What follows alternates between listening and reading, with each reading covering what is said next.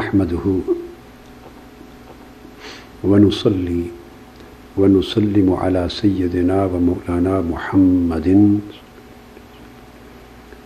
رسوله النبي الأمين المكين الحنين الكريم الرؤوف الرحيم. أما بعد، بسم الله الرحمن الرحيم. معزز ناظرین و سامعین، اللہ رب العزت کا شکر ہے جس کی توفیق سے ہم اسلام کے دین رحمت و شفقت ہونے کے موضوع پر ایک سلسلہ وار گفتگو کر رہے ہیں۔ پچھلی نشست میں ہم نے جس حصہ موضوع پر اپنی گفتگو مکمل کی وہ تھا حضور نبی اکرم صلی اللہ علیہ وآلہ وسلم کی شفقت و رحمت کے عملی مظاہر، بیوگان کے حق میں، یتیم اور مسکین بچوں کے حق میں، غلاموں کے حق میں اور گھروں میں خدمت گزاروں کے حق میں۔ آج ہم سوسائٹی میں عمومی طور پر جو کمزور طبقات ہوتے ہیں، جس کو بالعموم نگلیکٹڈ افراد کہا جاتا ہے، جو نظر انداز ہوتے ہیں، مالی اور معاشی اعتبار سے کمزور ہوتے ہیں اور محتاج ہوتے ہیں، ضرورت مند اور حاجت مند ہوتے ہیں، ایسے تمام طبقات کے ساتھ جو پسے ہوئے طبقات ہیں، استحصال کی زد میں رہنے والے طبقات ہیں، فقراء ہیں، محتاج ہیں، ضرورت مند ہیں، کمزور ہیں، ایسے تمام طبقات کے ساتھ اسلام نے کس قدر نرمی، شفقت، محبت، رحمت اور ملاطفت اور انعام اور احسان کے سلوک کی نہ صرف ترغیب دی ہے بلکہ تاکیداً حکم دیا ہے۔ اور اوورال ایسے تمام طبقات کے ساتھ جو برتاؤ ہے اس کا نرم برتاؤ ہونا، برتاؤ کا نرمی پر بجائے سختی کے نرمی پر مبنی ہونا، اس پر ایمفسائز کیا گیا ہے۔ ہم آقا علیہ الصلوۃ والسلام کی عملی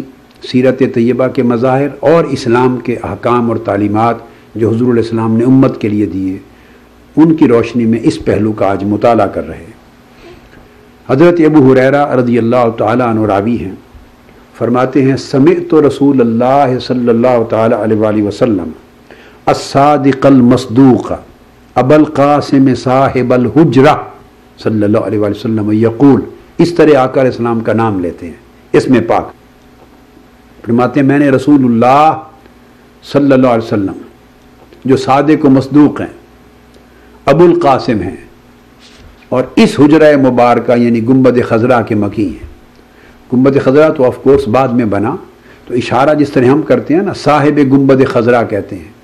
یا گنبد خضرا کا مکی کہتے ہیں آقا علیہ السلام کو۔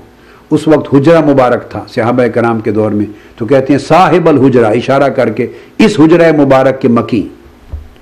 اس آقا علیہ السلام نے ارشاد فرمایا، میں نے سنا، لا تنزع الرحمت الا من شقی، آقا علیہ السلام نے فرمایا کہ رحمت، شفقت و رحمت کسی شخص کے دل سے نہیں چھینی جاتی سوائے بدبخت کے۔ جو شخص شقی ہے، بدبخت ہے اور محروم ہے سعادت سے، اللہ رب العزت سعادت سے اس کے محروم ہونے کی علامت کے طور پہ اس کے دل سے رحمت اور شفقت کو چھین لیتا ہے، نکال لیتا ہے۔ اس کا مطلب یہ ہوا کہ جس دل میں رحمت، شفقت اور نرمی ہو وہ قلب سعید ہے، وہ انسان خوش بخت بھی ہے اور دل سعادت مند ہے۔ اور جو دل رحمت، شفقت اور نرمی اور دوسروں کے لیے ملاطفت سے محروم ہو، خالی ہو، وہ انسان شقی ہے اور دل بھی اس کا بدبخت ہے۔ اس حدیث کو امام احمد بن حنبل نے روایت کیا مسند میں، امام ابو داؤد طیالسی نے، امام ابن ابی شیبہ نے اپنے مصنف میں، اور امام بخاری نے الادب المفرد میں روایت کیا۔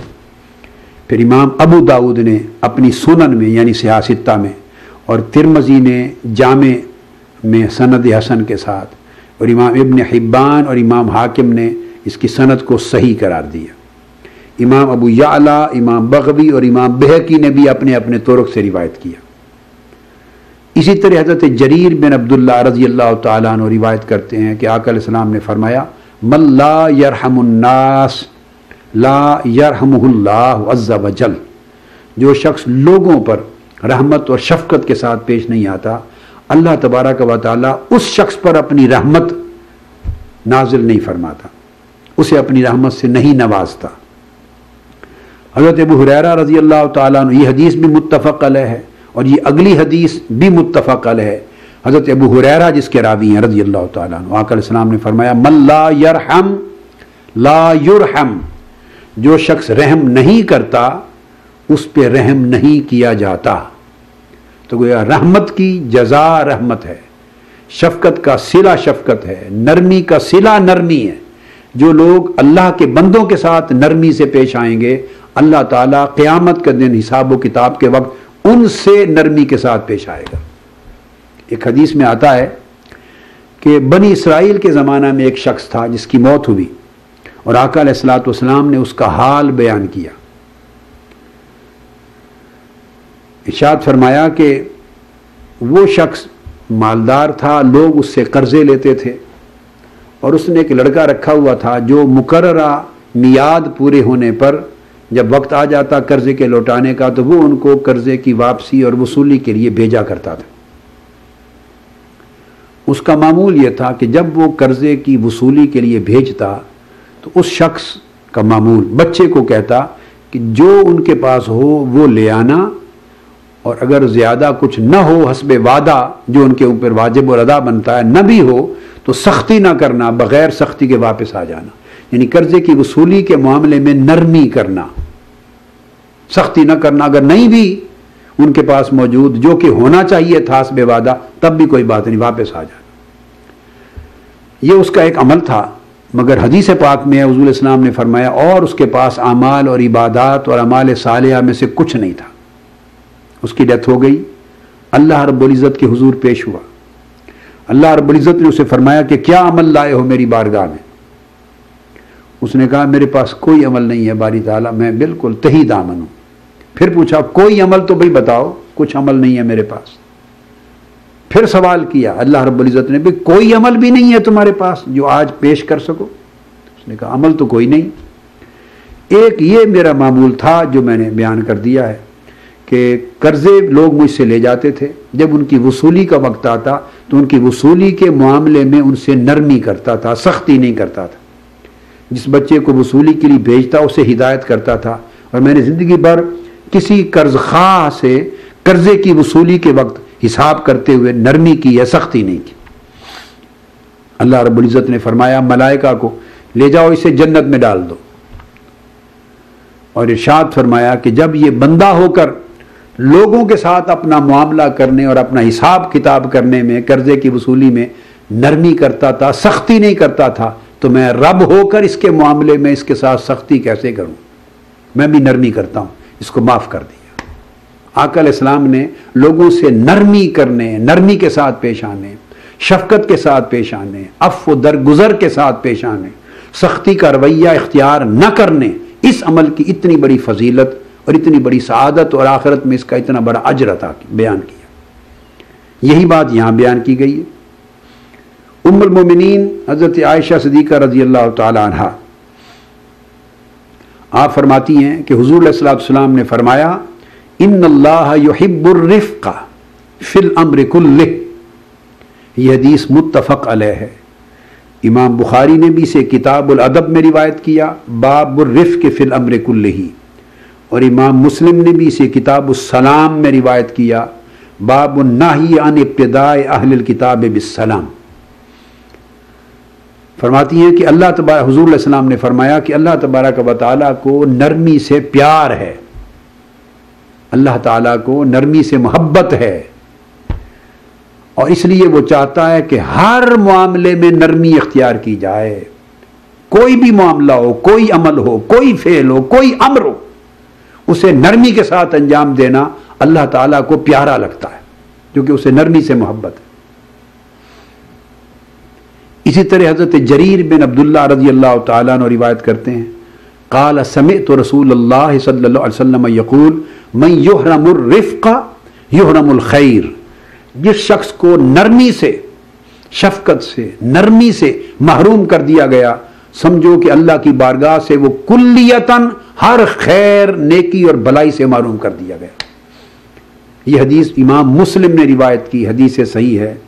کتاب البر میں، باب فضل الرفق، نرمی کی فضیلت کے باب میں،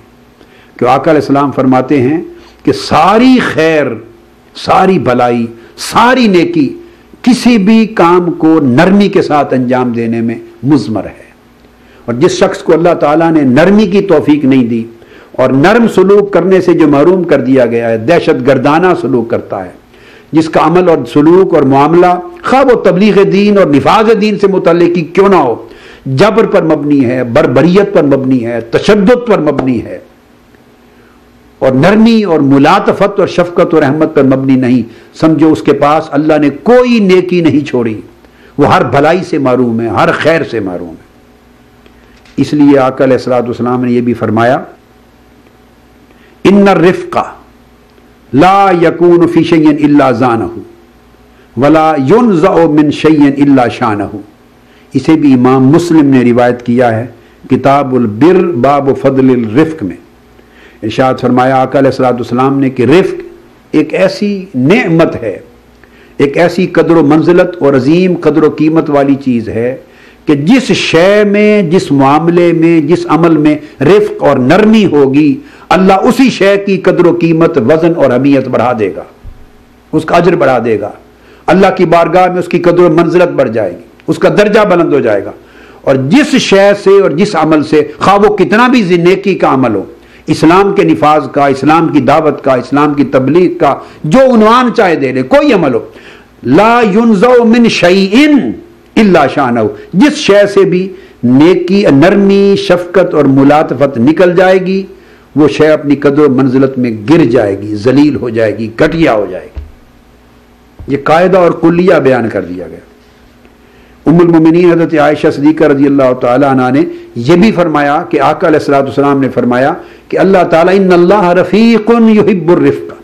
کہ اللہ تعالیٰ خود نرمی فرمانے والا ہے، شفقت فرمانے والا ہے، لوگوں سے نرمی کا معاملہ فرمانے والا ہے، اس کا عفو درگزر کرنا نرمی ہے، اس کا رحمان ہو کے پیش آنا نرمی ہے، اس کا لوگوں سے رحیم ہو کے پیش آنا نرمی ہے، اس کا لوگوں سے الغفور ہو کے پیش آنا نرمی ہے، اس کا صاحب رحمت واسعہ ہونا نرمی ہے، اس کا رب اور رازق ہونا لوگوں کے ساتھ اس کا نرمی ہے، اس کا غفار ہونا نرمی ہے، اس کا جواد اور کریم ہونا نرمی ہے، اس کا تائب ہونا، توبہ قبول کرنے والا ہونا نرمی ہے۔ الغرض ارشاد فرمایا اللہ تعالیٰ نرمی کا رویہ، نرمی کا سلوک اور نرمی کا معاملہ فرمانے والا ہے، اور ہر معاملے میں نرمی کو اللہ پسند کرتا ہے، نرمی سے محبت کرتا ہے، نرمی سے پیار کرتا ہے۔ اور آقا علیہ السلام نے فرمایا جو اجر اللہ تعالیٰ نرمی پہ عطا کرتا ہے وہ اجر کسی بھی اور نیک عمل پہ عطا نہیں کرتا۔ کوئی عمل جو نرمی سے ادا کیا جائے، کوئی نیک عمل، کوئی خیر کا عمل، کوئی بھلائی کا عمل، کوئی معاملہ، کسی کے ساتھ کوئی برتاؤ جو مبنی بر نرمی ہو، مبنی بر رحمت ہو، مبنی بر شفقت ہو، نرمی بر ملاطفت ہو، اللہ پاک اس نرمی اور شفقت پر جو اجر عطا کرتا ہے وہ اجر اور جزا کسی بھی اور نیک عمل کے صلے میں عطا نہیں کرتا۔ یہ حدیث بھی صحیح مسلم میں ہے، جس کو امام مسلم نے پھر کتاب البر باب فضل الرفق کے اندر بیان کیا ہے۔ اسی طرح حضرت انس بن مالک رضی اللہ تعالیٰ عنہ انہوں نے بیان کیا، اس کا ذکر میں پہلی نشستوں میں کر چکا ہوں۔ پھر آقا علیہ السلام کی نرمی کا یہ عالم تھا کہ مدینہ کے غلام بچے بچیاں انتہائی شدت کی سخت سردی جاڑے کے موسم میں ٹھنڈے پانی سے بھرے ہوئے اپنے برتن لے کے آقا علیہ السلام کی بارگاہ میں آتے، نماز فجر کے بعد کھڑے ہوتے اور عرض کرتے یا رسول اللہ ہم اس سے شفا حاصل کرنا چاہتے ہیں، غریب ہیں، گھر میں بیمار ہیں، میڈیسن کے پیسے نہیں ہیں، تاکہ پانی پلائیں گے آپ کے تبرک والا تو شفا یاب ہو جائیں گے، ان میں اپنے دست مبارک ڈبو دیں، ہم پئیں گے، برکت لیں گے، شفا لیں گے۔ تو توسل لیتے وہ اس سے تبرک لیتے. آقا علیہ السلام سارے مدینہ کے ان بچے بچیوں اور غلاموں اور ان باندیوں کے ٹھنڈے برتنوں میں یخ پانی میں دست مبارک باری باری ڈبوتے چلے جاتے. اور کبھی یہ نہ کہ فرماتے کہ اتنا ٹھنڈا پانی ہے بھائی صبح کا وقت ہے کیا کروں، نہ، ہر ایک سے شفقت فرماتے.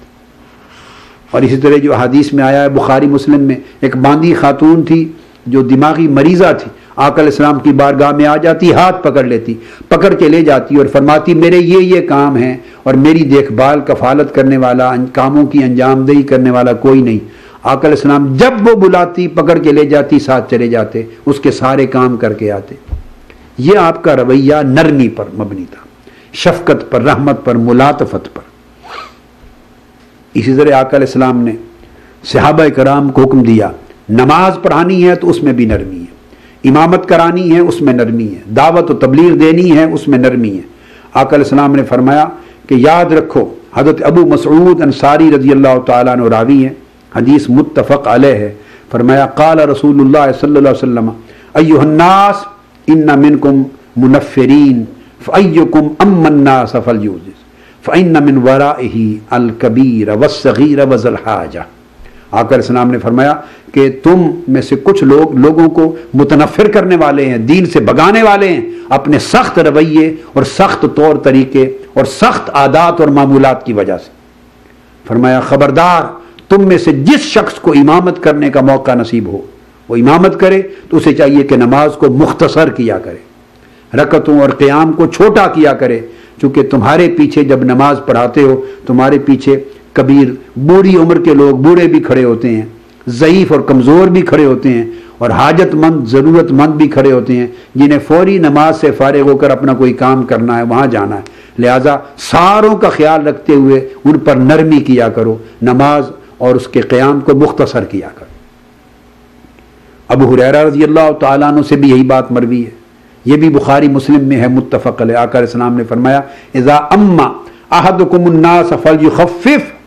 فإن فیہم الصغیر والکبیر والضعیف والمریض وذا الحاجہ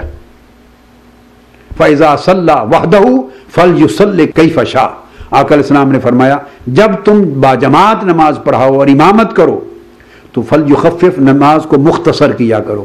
چونکہ تمہارے پیچھے اقتداء کرنے والے چھوٹے بچے بھی ہوں گے،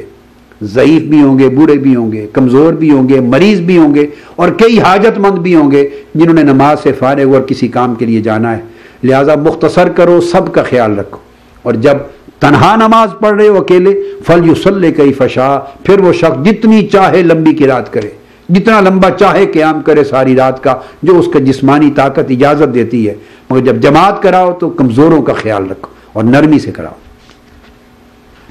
آقا علیہ السلام نے ایک بنیادی اصول عطا کیا ہے.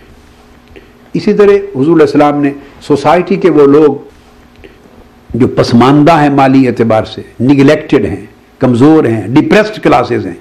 ان کے لیے فرمایا رب اشعث. یہ حدیث بھی ابو ہریرہ رضی اللہ تعالیٰ عنہ سے مروی ہے اور امام مسلم نے اس کو روایت کیا ہے کتاب البر والصلہ میں، باب فضل الضعفاء والخاملین کے اندر. فرمایا رب اشعث مدفوع بالابواب لو اقسم علی اللہ لابرہ. فرمایا تم میں، تمہاری سوسائٹی میں کتنے لوگ ایسے ہیں جو گرد آلود باد والے، پھٹے پرانے کپڑوں والے ہیں، گرد آلود ان کے بال ہیں، ماتھے پر، سر پہ، چہرے پر ان کو گرد نظر آئے گی، آپ کو کپڑے ان کے پرانے میلے کچیلے پھٹے نظر آئیں گے، اور تمہاری نگاہیں ان پر نہیں ٹکیں گی. اگر تمہارے دروازوں پر کھڑے ہوں تو تم یہ بھی پسند نہ کرو، ان کو کہہ دو آگے جاؤ بابا آگے جاؤ، دروازے پر کھڑے بھی نہ ہونے دو. تو تمہاری سوسائٹی میں اتنے نگلیکٹڈ ہیں، اتنے ریجیکٹڈ ہیں، اتنے ڈپریسڈ ہیں وہ لوگ، مگر ان کا اللہ کی بارگاہ میں قبولیت اور محبوبیت کا عالم یہ ہے کہ لو اقسم علی اللہ لابرہ، اگر اللہ کے بھروسے اور توکل پر کسی کام کے ہونے کے لیے وہ قسم کھا دیں تو اللہ تعالیٰ ہر صورت ان کی قسم کو پورا کر کے رہتا ہے. جو کام وہ زبان سے کہہ دیتے ہیں قسم کھا کر، اللہ پاک اسے تقدیر بنا دیتا ہے، اس کو پورا کرتا ہے. اتنی قبولیت اور محبوبیت ہے ایسے کمزور اور مستضعفین کی اللہ کے حضور.